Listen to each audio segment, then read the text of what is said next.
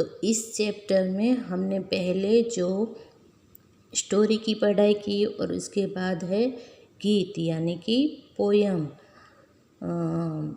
तो अब हम इसकी पढ़ाई करेंगे। तो ये जो गीत है इसमें कुछ बच्चे हैं वो छुट्टियों में घूमने के लिए जाते हैं और वहाँ पे वो तंबू लगा के डेरा डाल के वो वहाँ पे रुकते हैं और वो जहाँ जहाँ भी घूमने जाते हैं और वहाँ के प्रकृति का सुंदर वर्णन किया गया है और प्रकृति की सारी चीज़ें देखकर उनको क्या क्या अनुभूति हुई उसका सुंदर वर्णन इस गीत में किया गया है। तो शुरू करते हैं।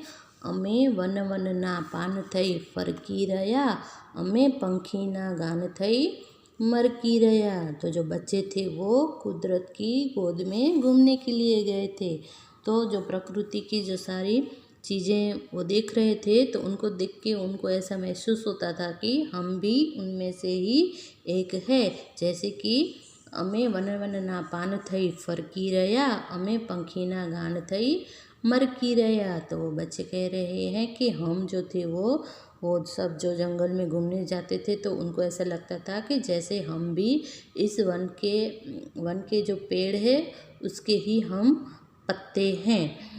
और वो कह रहे हैं कि हमें ऐसा लग रहा था कि जैसे हम भी यहाँ पे जो पेड़ है उसके पत्ते बन के जैसे कि हम यहाँ पे घूम रहे हैं। और जो पंखियों का जो कलशोर था मीठा जो वो सुन के उनको बहुत ही आनंद हो रहा था। अमे दरिया माँ वाण थई माली रया, अमे उड़ता पतंगिया ने जाली रया।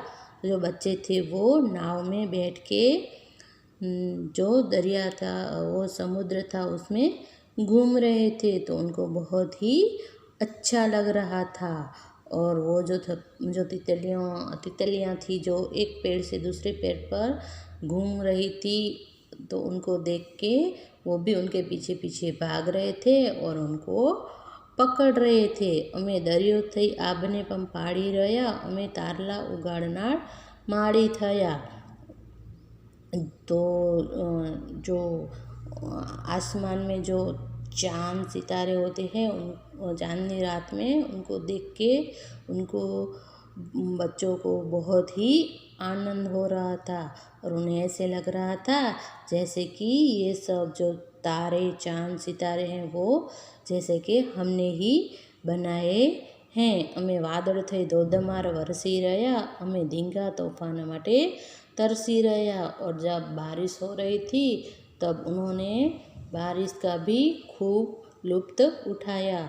जब ज़ोरों की बारिश हो रही थी तो वो उसमें भी उन्होंने बहुत सारी मस्ती की और उन्हें जैसे ऐसा महसूस हो रहा था कि वही बादल बनकर बरस रहे हैं। अमे रजाओना तंबू ने डेरा कर्या, अमे संखला ने छिपलाओ भेगा कर्या।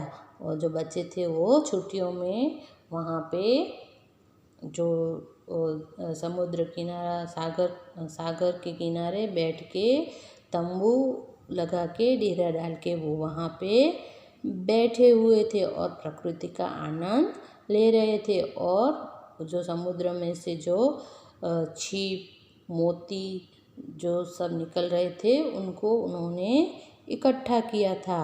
अमे पहाड़ अने टेकरीओ घूमी रया, आ फूलो अमारी जेम झूमी रया। और वो जो बच्चे थे वो पहाड़ों पे और ऊंचाइयों पे और समुद्र किनारे और ढेर सारी प्रकृति की गोद में उन्होंने बहुत सारी मस्ती की और बहुत सारा आनंद उठाया।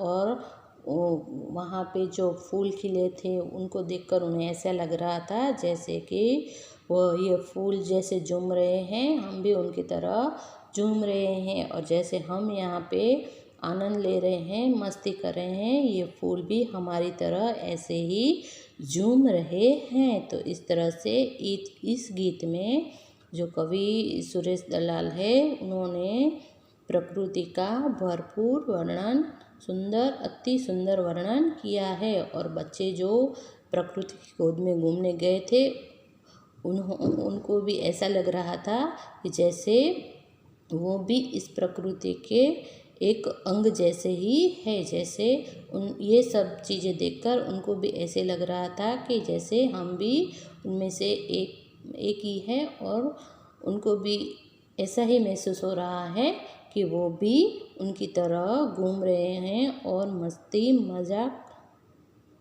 आनंद कर रहे हैं।